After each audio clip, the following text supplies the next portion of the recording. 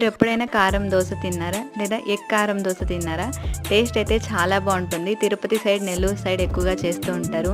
Egg dosa అనంగానే మీరు ఉప్పు, కారం వేసుకుంటారు మామూలుగా ఎగ్‌లోకి. కానీ ఈ కారం వేస్తే చాలా బావుంటుంది టేస్ట్. ఎలా చేసుకోవాలో చూసేద్దాం.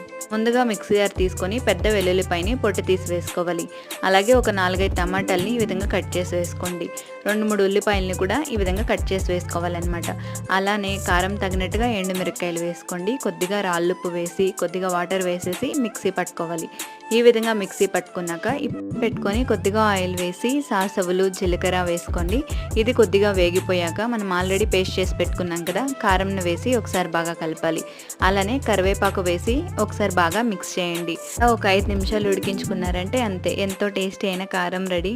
దోశలోకైనా, ఎగ్ దోశకైనా, కారం దోశకైనా, దేంట్లోకైనా చాలా బాగుంటుంది. ఇలా మీరు ట్రై చేశారంటే దోశలు ఎప్పుడు చేసినా ఈ కారమే చేస్తారు.